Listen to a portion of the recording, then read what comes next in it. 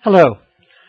For Chapter 17, I'd like to share with you a personal and business tool from a guru by the name of Peter Senge. Peter Senge, S-E-N-G-E. And his tool is called the Ladder of Inference. Let me show it to you here. What if you're looking at different data? What if you're selecting different data? You add meaning based on your life experience. At the bottom of the ladder, you can see the first rung of observable data and experience.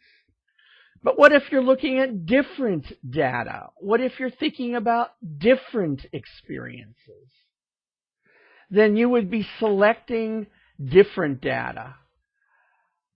You would be adding different meanings, making different assumptions, drawing different conclusions, adopting different beliefs, and taking different actions. So one of the early things you do as a proponent and user of the ladder of inference is be sure that you and your team members are talking about the same experience. You may have been to the same party, but you talked to different people, and they told you different things. So once you align yourself on the data or experience, you can decide, well, which are we going to select as we go through our decision-making process or our communication process. And then because we are unique people, we add our individual meanings. You have a meaning added by an engineer. You have a meaning added by an HR advisor. They're going to be slightly different. And then you make assumptions about what you've observed and what you've collected and what you've added meaning to. But your assumptions may be different. So in the conversation, you have to lay it out. What are your assumptions? Are they accurate or not?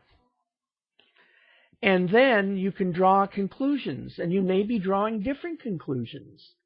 But you would be drawing conclusions that you all understand because you've shared what you're looking at, you've shared what you're thinking, and you've shared what your assumptions are. Then you can then you can adopt your beliefs and take your actions. But if you're not talking, if you're not communicating, if you're just living in your own world, wearing your own individual glasses of culture and glasses of worldview, you're not going to have a harmonious relationship or an outcome that covers the needs of all of the stakeholders, inclusive of the customers and yourself.